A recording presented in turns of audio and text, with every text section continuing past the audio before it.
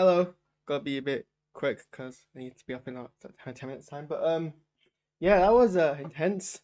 So this is SquishiVision. In this live video, I'm gonna give my immediate reaction thoughts to, in this instance, the latest episode of Loki, the variant. Just watch it, so this is gonna be like a spiel of opinions and thoughts. Not really had much time to kind of process what happened. Um, The music design in this show is really intense. I actually really dig the music. I think I actually prefer this music to like the previous two MCU Disney Plus shows. Like this is one that's gripped me the most. I don't know. But I said that when I watched the trailer, actually, I like the motif, the Loki motif in this show. So I'm digging that. Um, that's not what I don't. What I don't like. Shall we probably go into what I do like, which is I guess in general.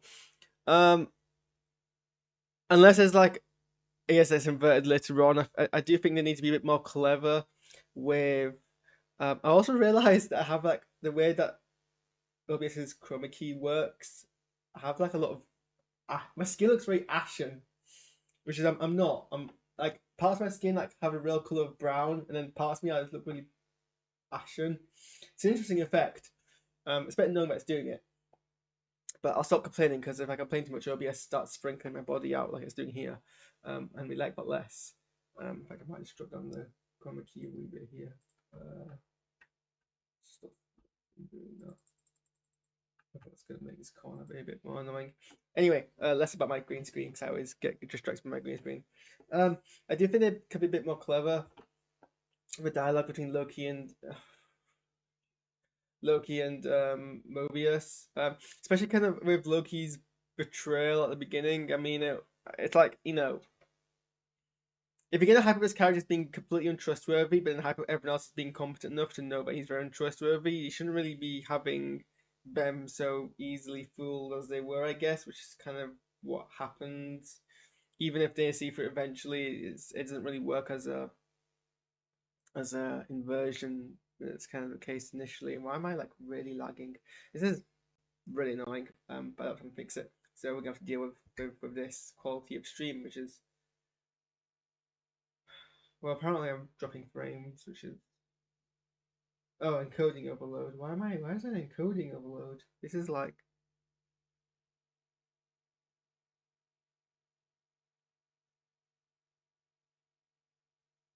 hmm.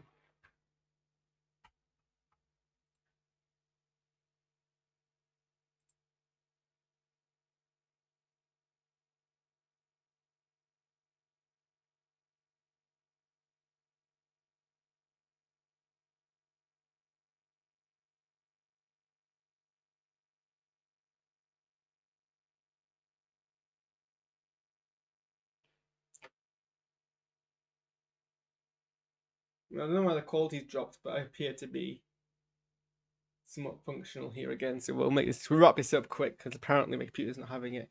Um I don't have the time to really look at that. Where was I?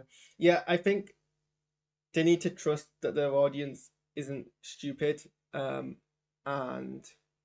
actually um make the dialogue a bit more subversive, a bit more clever.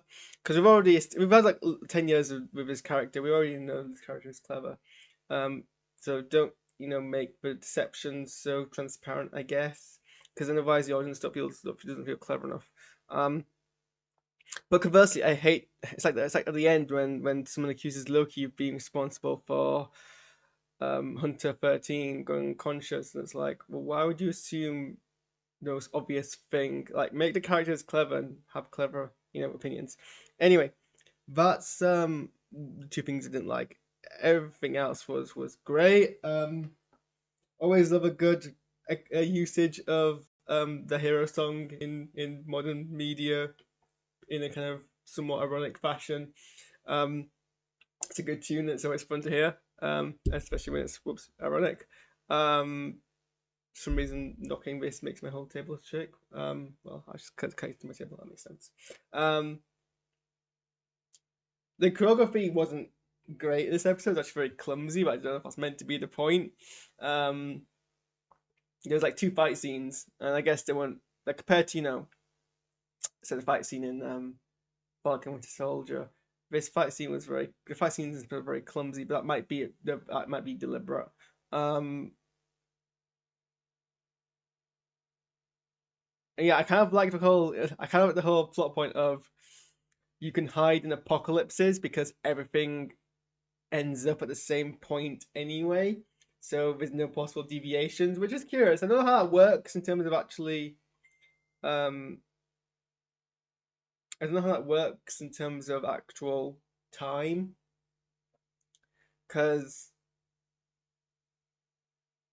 surely you still cause.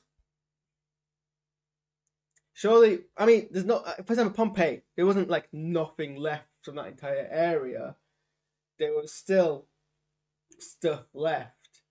Um, it was just severely damaged.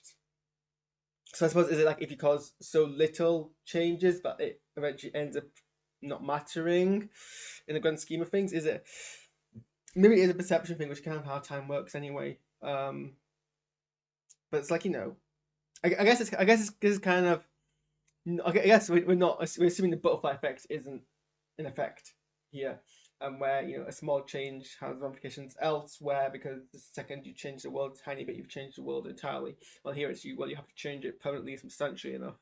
Um, and if you change something in an apocalypse, but it's like, well, what's the time scale that we're considering here? Like, what's because if like for example, this Earth is gonna blow up eventually. So if you cause a change on this planet and you cause a whole, I guess it's some time degree because they have enough time to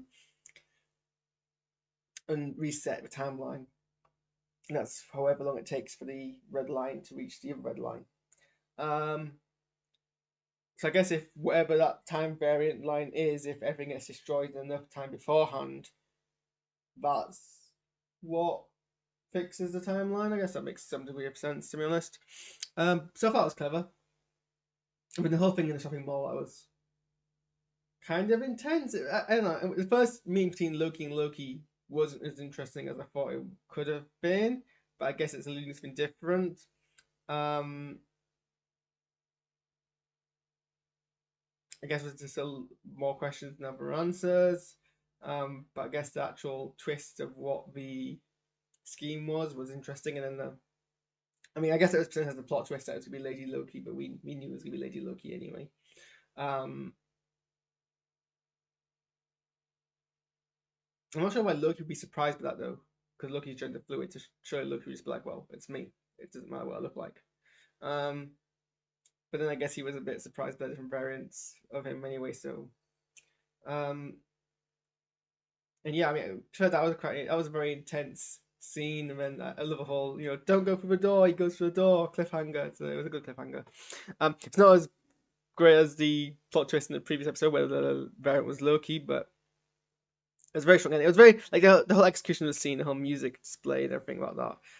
I really liked that. Okay, I'm gonna end there because I've got a couple more minutes. What is there any other thoughts that I might have about this episode? Um,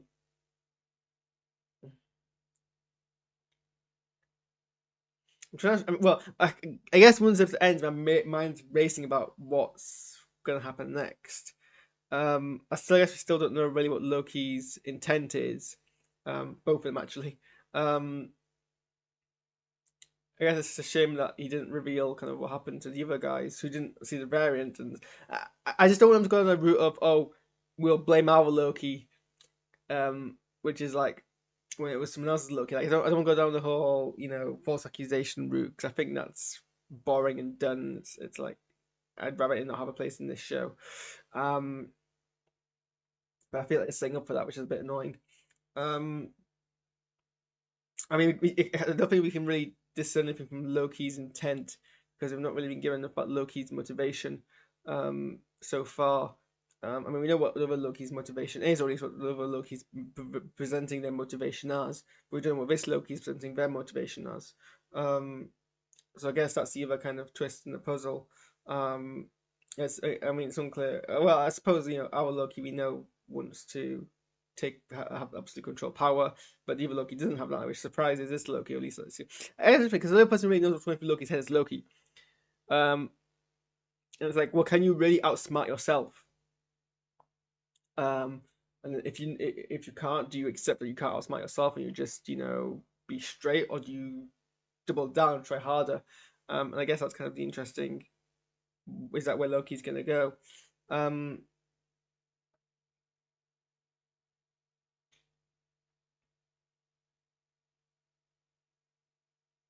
and then yeah,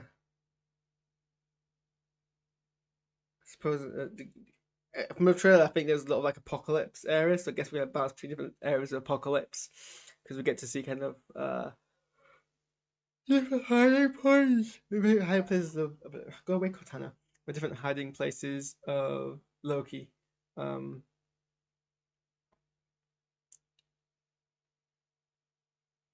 I just hope they be really clever dialogue, so we're hearing things which aren't true, but they don't, but then make sense in retrospect rather than things which sound silly and don't make sense at all, kind of thing.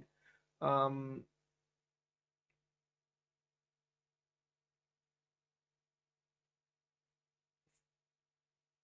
Apparently, I say the word second a lot because Katana keeps telling me what a second is.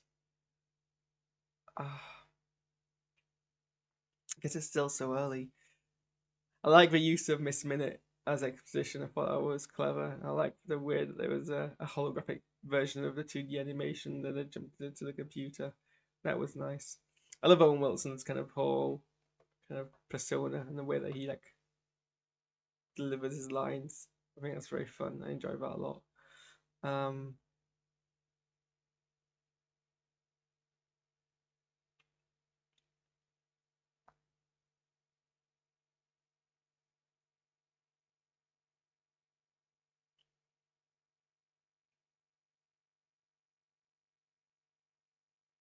yeah, I guess we'll end it there because I've run out of thoughts. See you guys next Wednesday.